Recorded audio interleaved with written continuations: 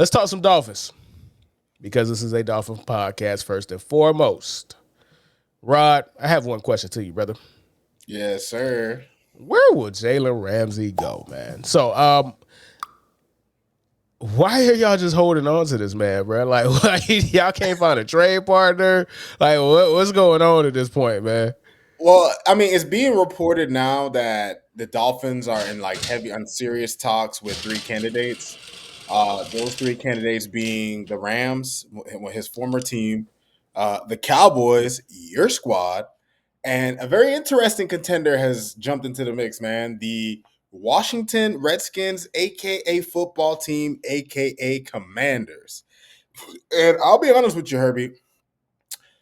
I'm not quite like when it comes to Ramsey, right? Like, he was really good his first year with us.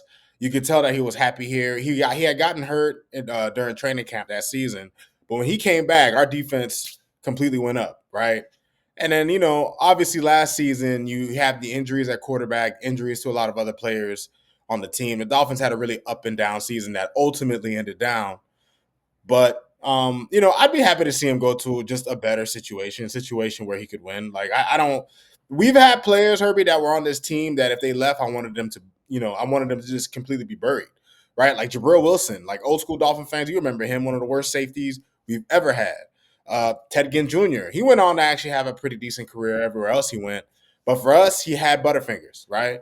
And there are just a multitude of players. Jalen Ramsey, I don't really feel any type of way about him one way or another. He has indicated that he isn't happy here, that he wants to leave, and him and the Dolphins organization, they've already talked about parting ways. So his options are right now the Rams, the Cowboys, the Commanders. And if you were to ask me which is the more interesting destination for him, because I'm not quite sure what we'll get for him, right? I feel like the Cowboys would be the team that might give us more than they need to for him. To be honest with you, I just feel like the Cowboys would do that. But in terms of where I think he would probably fit in and be interesting is definitely the Commanders, especially when you consider that they already have Lattimore out there.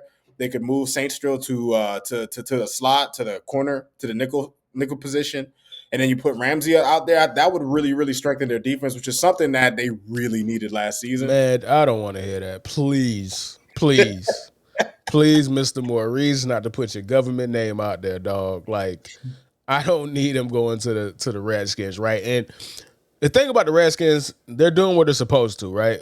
Acquire the talent, get as much dudes as you could get. You take advantage of a rookie contract. We see the way to win a Super Bowl now is get somebody on a rookie contract and then take advantage of that.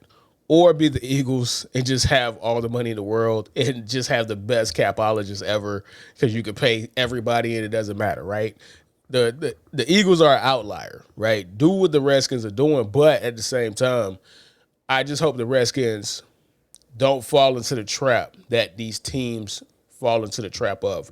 You have a young quarterback, you get success way earlier than you anticipate, and then you go balls to the walls to acquire talent, and then you end up like that one season like the Eagles had, aka the Dream Team. They had Vince Young and had Michael Vick and had Nnamdi Asomugha and Asante Samuel, and that team fell apart, right? Like sometimes too much talent is too much. Now you got the politics. Now you gotta appease a bunch of different egos. A lot of people want to get their own playing time. So it's a fine balancing act, but it's something easier to do when you do it on defense because that's a role. He's gonna have a role. You can't have enough cornerbacks, though. So that's interesting. But again, get this man out of here. Now, granted, y'all not in the building. You feel me? Like it really doesn't matter right now.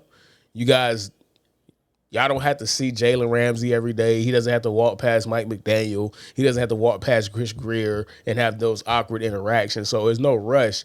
But I don't remember somebody going into the offseason saying, I want to be here. And then he's just hanging around, man. Well, I mean, I guess what the Dolphins are aiming to do is I guess they're trying to see how much they could get for him, which probably won't be much, Herbie, because we didn't even get him for much ourselves, right? Yeah, exactly.